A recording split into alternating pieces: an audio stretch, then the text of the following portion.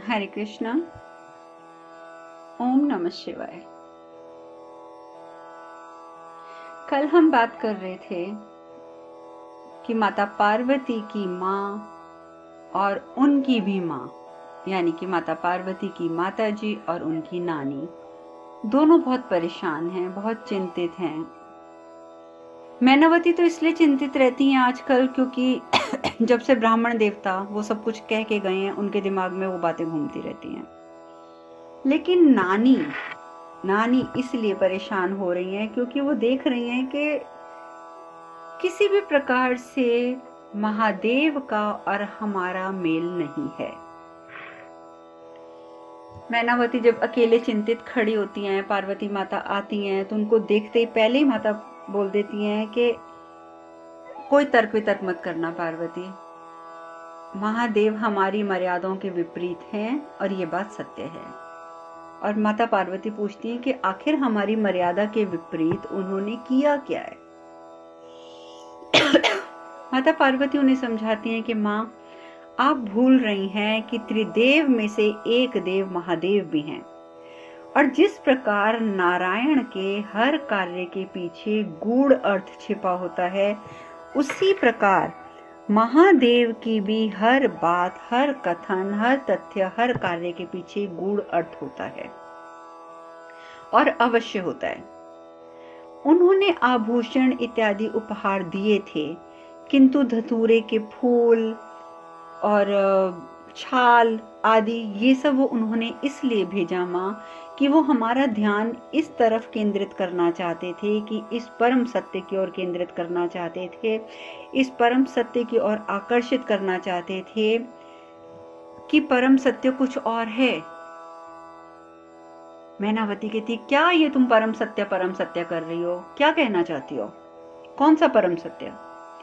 पार्वती कहती है, माता पार्वती कहती है, हाँ माँ, वो हमसे ये कहना चाहते हैं कि संसार में ऐश्वर्य, धन, संपत्ति सब आवश्यक है। वो ये नहीं कह रहे कि आवश्यक नहीं है, इसीलिए उन्होंने वस्त्र भेजे, आभूषण भेजे। महादेव यही हमें समझा रहे हैं कि संसार में ऐश्वर्य, धन, संपत्ति सब आवश्यक है, किंतु हमें ये नहीं भूलना चाहिए कि संसार में सब नश्वर है। हम सब भी नश्वर हैं। यहाँ जो कुछ भी है इस ब्रह्मांड में, इस धरती पे जो कुछ भी है, उसका अंत जन्म के साथ ही सुनिश्चित हो जाता है। और उसी नश्वरता की ओर हमारा ध्यान आकर्षित करने के लिए, हमें भ्रमित होने से रोकने के लिए उन्होंने ये सामान शगुन के साथ भेजा। माँ, अब तो आपको गूढ़ अर्थ समझ आया कि मैं किस परम सत्य की बात कर रही हूँ, कि वो किस परम सत्य की ओर हमारा ध्यान आकर्षित करना चाहते थे। मैनावती कहती है, ठीक है, ये तो मैंने तुम्हारी बात मान ली, किंतु हल्दी क्यों नहीं भेजी उन्होंने अभी तक? क्या उन्हें ज्ञात नहीं है कि हल्दी के बिना तुम्हारी कोई भी रस्म शुरू नहीं हो सकती? माता पार्वती कहती है, हल्दी अवश्य आएगी, लेकिन आप ये भी तो सोचिए माँ कि जब तक महादेव की हल्दी की रस्म नहीं हो जाती, उससे पहले वो हमें हल्दी कैसे भेज सकते हैं? नहीं भेज सकते माँ, इसलिए हमारे पास हल्दी आएगी, अवश्य आएगी, लेकिन महादेव की हल्दी की रस्म पूरी होने के पश्चात। और आप हमारी इस बात पर विश्वास रखिए माँ। मैनावती कुछ नहीं कहती हैं, चुपचाप कमरे से चली जाती हैं। उधर देवता गण, उन तक ये सूचना तो पहुंच ही गई है कि महादेव का विवाह निश्चित हो गया। अग्निदेव कहते हैं, सारा संसार शिव के विवाह को देखकर पुण्य कमाएगा, और हम देवता तो देवता होकर भी अपने प्राणों की रक्षा के लिए यहाँ छिपे पड़े रहेंगे। कुछ कीजिए देवराज इंद्र, कुछ कीजिए, हम भी जाना चाहते हैं महादेव के विवाह में। इंद्रदेव कहते हैं, क्या कर सकते हैं हम? इस परिसर से बाहर निकलते ही हम असुरक्षित हो जाएंगे, और इस बार ताड़कासुर ये अवसर अपने हाथ से बिल्कुल भी नहीं जाने देगा। वो अवश्य ही हमारा संहार करेगा, अवश्य। तो पवन देवता कहते हैं कि कितने कल्पों से हम सब लोग इस विवाह की प्रतीक्षा कर रहे थे, और अब जब समय आ गया है विवाह का, तो आज हम लोग इस विवाह के साक्षी नहीं बन सकते।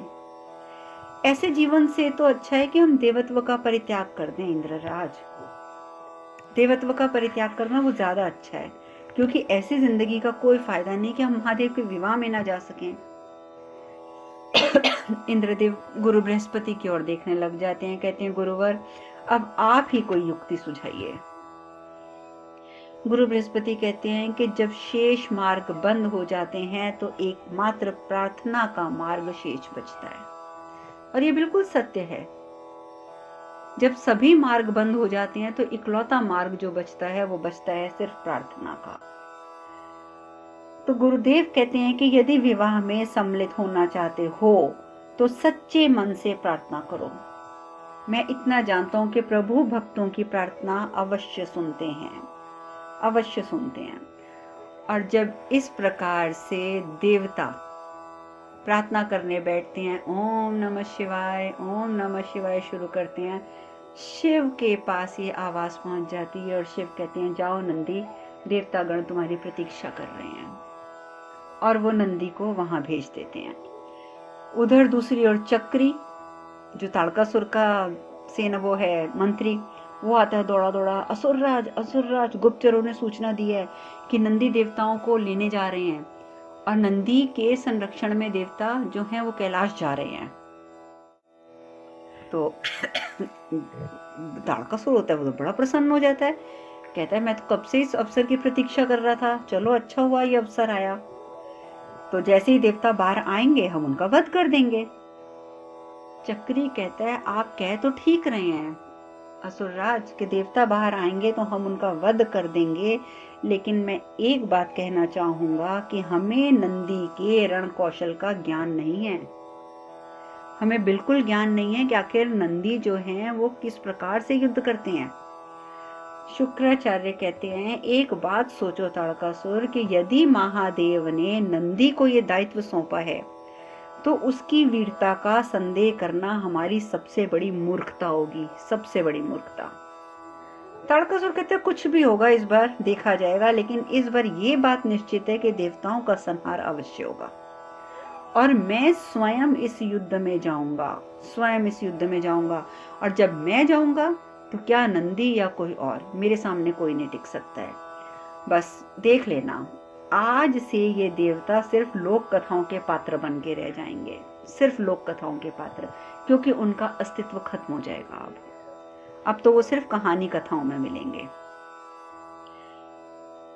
क्या जाने वो कि नंदी क्या है और नंदी कौन है। ताड़कासुर तो शायद ये भी नहीं समझ पाता कि नंदी जो है वो महादेव उन्हें अपने पुत्र के रूप में मानते हैं, और अगर उन्होंने नंदी को ये दायित्व सौंपा है देवताओं का लाने का तो कुछ सोचकर ही सौंपा होगा। लेकिन वही बात होती है ना कि जब मति भ्रष्ट होती है तो विवेक काम नहीं करता, और वो ताड़कासुर का नहीं कर रहा था। उधर दूसरी ओर हल्दी का इंतजार होता है, हल्दी कहाँ है, हल्दी नहीं आई, हल्दी नहीं आई। उधर जो विष्णु भगवान हैं उनकी वो लोग पूजा करते हैं, प्रतिमा की पूजा करने के बाद सभी बोलते हैं कि भाई अब तो हल्दी आ जानी चाहिए। पार्वती माता फिर सबको आश्वस्त करती हैं, आप चिंतित मत हो, अभी महादेव की हल्दी की रस्म नहीं हुई है, जैसे ही वो रस्म होगी तो वो हल्दी भी आ जाएगी। सब मान जाते हैं, भगवान की पूजा करते हैं मंदिर में और इंतजार में बैठ जाते हैं कि हल्दी आएगी तो रस्में शुरू होंगी। उधर दूसरी ओर देवता गण है वो ओम नमः शिवाय का जाप कर रहे हैं। नंदी जी आ जाते हैं। नंदी जी आते ही बोलते हैं कि मेरे प्रभु ने आपकी प्रार्थना स्वीकार कर ली है, मैं आप सबको अपने संरक्षण में ले जाने के लिए उपस्थित हुआ हूं। पर इंद्र जो देवराज होते हुए भी सबसे ज्यादा डरपोक हैं, कहते हैं अगर ताड़कासुर ने आक्रमण कर दिया तो।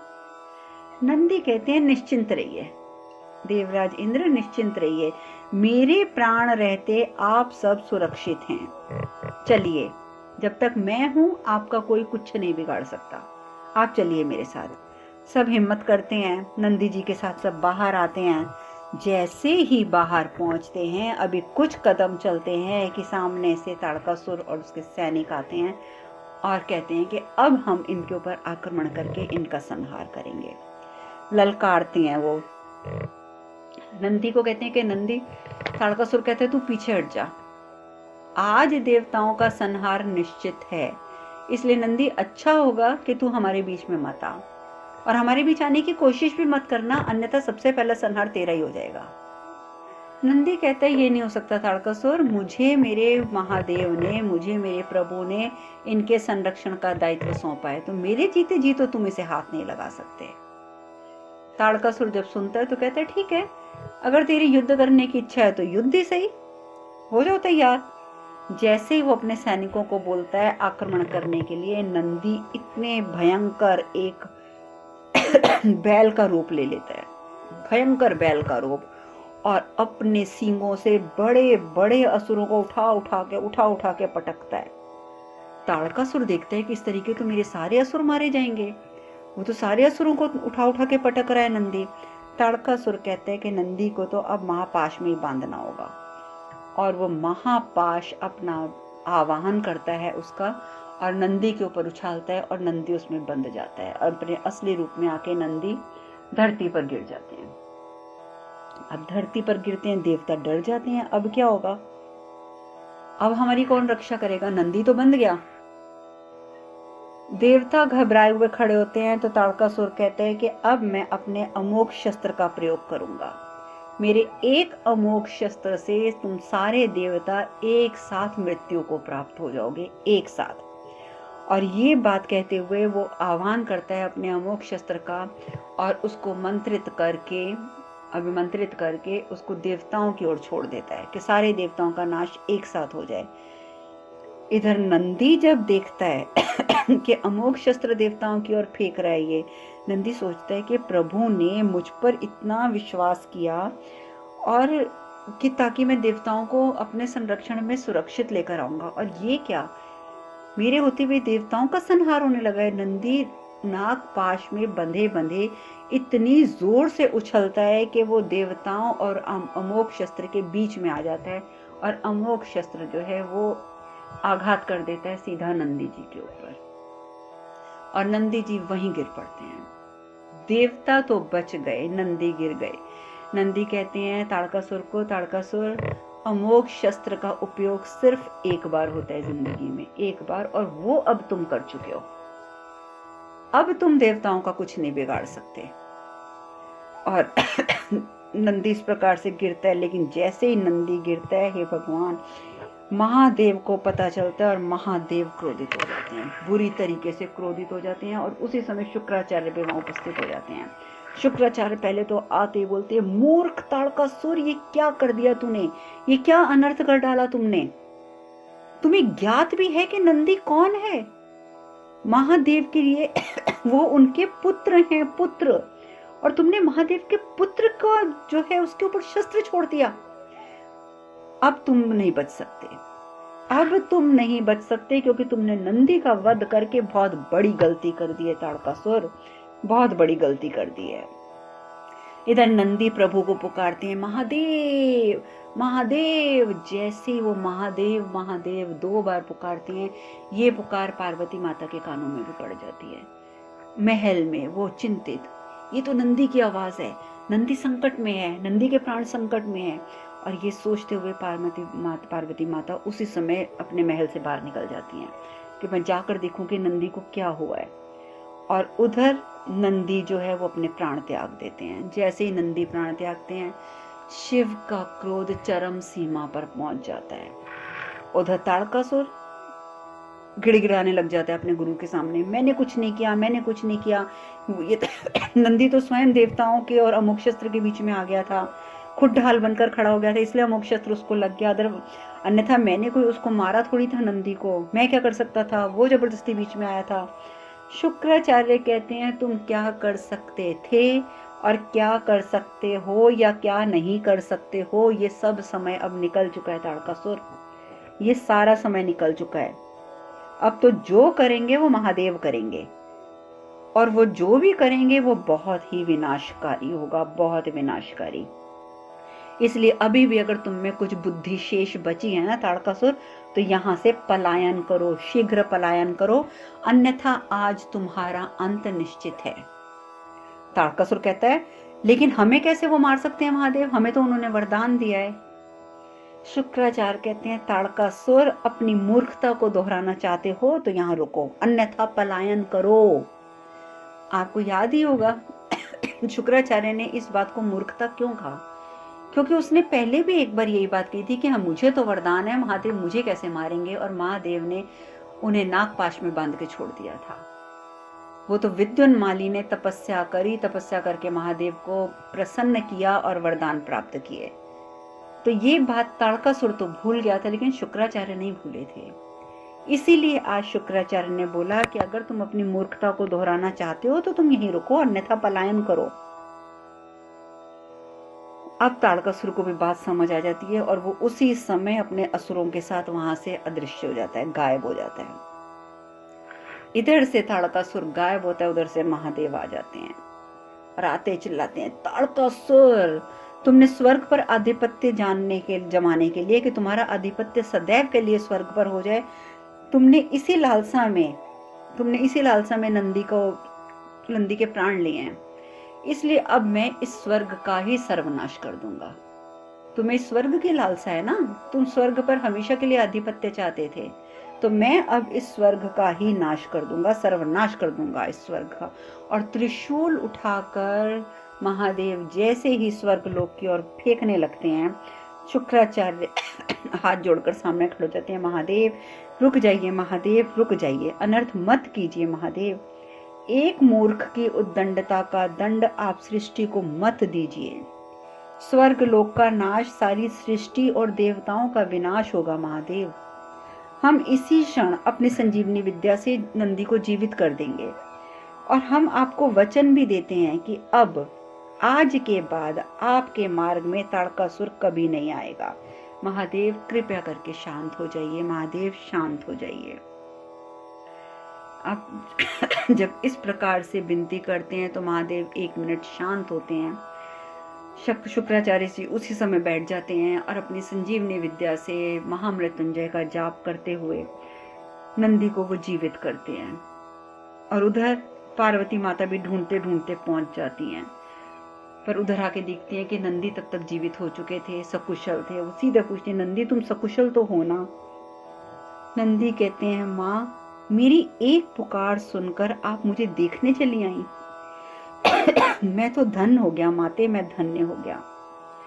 मुझे तो प्रभु के ने देवताओं के संरक्षण का आदेश दिया था और मुझे कहा था कि मैं देवताओं को अपने संरक्षण में कैलाश तक पहुंचाऊं, लेकिन ताड़कासुर ने मुझ पर आघात कर दिया, मुझे क्षति पहुंचा दी। सब कुछ बताते हैं वो नंदी, सब कुछ बताते हैं। कहते हैं, माता मैं तो क्षतिग्रस्त हो गया था, किंतु जिसके पास आप जैसी माता और महादेव जैसे पिता हो, उसको कोई क्या क्षतिग्रस्त पहुंचा कर सकता है। मैं अब बिल्कुल ठीक हूँ माते, मैं बिल्कुल ठीक हूँ। तो नंदी जब ठीक हो जाते हैं तो नंदी सभी देवता गणों को लेते हैं और स्वर्ग की ओर प्रस्थान करते हैं और उस जगह पर रह जाता है तो कौन? एक हमारे महादेव और एक हमारी माता पार्वती। हर हर महादेव। पार्वती माता जब देखती हैं कि शिव अकेले यहाँ रह गए हैं तो पार्वती माता भी चल पड़ती हैं। शिव बड़े हैरान होते हैं कि मुझसे बात भी नहीं करी और चल पड़ी। कहती हैं, पार्वती क्या हुआ? पार्वती मुझसे रुष्ट हो क्या? और अगर मुझसे रुष्ट हो तो क्या मुझे रुष्ट होने का कारण नहीं बताओगी? बोलो पार्वती, क्या मुझसे कोई भूल हुई है? क्या मैंने कोई भूल कर दी है? पार्वती कहती हैं, माता पार्वती कहती हैं, हमने आपको कितने विस्तार से समझाया था कि विवाह की एक एक रस्म कितनी आवश्यक है। ये विवाह एक सामाजिक और पारिवारिक औपचारिकताओं से परिपूर्ण है। इसके अपने निर्धारित नियम हैं, निर्धारित निर्देश होते हैं, विधि विधान होते हैं जिन्हें हमें निभाना होता है। समझाया था ना? शिव कहते हैं, किंतु मैंने तो तुम्हारे सभी निर्देशों का पालन किया है और पूर्ण रूप से पालन किया है। माता पार्वती कहती हैं कि पालन किया है। तिलक के पश्चात शगुन में क्या आया था आपको ज्ञात है ना? आपने ये भी नहीं सोचा कि सभी हमारे परिवार वाले ये सब चीजें देखकर कितना हैरान होंगे, परेशान होंगे। आप जानते हैं कि शगुन के सामान में से जब छाल और सामान निकला, बेल पत्र धतूरे के बीज निकले, हमारे परिवार वाले कितने हतप्रत और रुष्ट हो गए थे। और हल्दी वो आपने कब भिजवाई? क्या आप नहीं जानते कि जब तक हल्दी नहीं आएगी हमारी रस्म शुरू नहीं हो सकती? हम तो आपको समझा समझा कर हार गए हैं कि कैलाश से हल्दी आएगी तभी हमारी रस्म होगी। हमने अपने परिवार वालों को भी इतना समझाया, झूठ बोल बोल के समझाना पड़ा हमें कि नहीं हमारी हल्दी तो अवश्य आएगी, महादेव को ज्ञात है कि हल्दी आएगी, उनकी हल्दी होने के पश्चात आएगी। किंतु आपकी बातों से तो ज्ञात होता है कि आपको तो स्मरण ही नहीं है, स्मरण ही नहीं है। आप भूल गए कि वर पक्ष से हल्दी आने के बाद ही कन्या पक्ष की रीतियां आरंभ होती हैं, सारे रीति रिवाज आरंभ होते हैं। शिव कहते हैं ये तो सच में मुझसे भूल हुई है पार्वती, बहुत भयंकर भूल हुई है। और वो क्या करते हैं, अपने दोनों हाथ दिखाते हुए कहते हैं कि पर मेरे लिए तो मेरे शरीर पर लगी भस्म ही हल्दी के समान है, क्या अंतर है दोनों में, चलो तुम समझाओ मुझे। पार्वती कुछ उत्तर नहीं दे पाती और महादेव क्या करते हैं, अपने एक हाथ से अपने दूसरी पूरी बाजू पे से ऐसे जोर से रगड़ते हुए ढेर सारी भस्म उतारते हैं और पार्वती माता के हाथों की ओर अपना हाथ बढ़ाते हैं। पार्वती माता अपने दोनों हाथ आगे कर देती हैं और भगवान शिव उनके दोनों हाथों में अपने शरीर की भस्म भर देते हैं। अब आगे क्या होता है ये चर्चा अब हम कल करेंगे। आज कथा में यहीं विश्राम लेते हैं। हरे कृष्ण कृष्ण कृष्ण हरे हरे, हरे राम राम राम हरे हरे। आप सब खुश रहें, सुखी रहें, स्वस्थ रहें। हरे कृष्णा। ओम नमः शिवाय, ओम नमः शिवाय, ओम नमः शिवाय।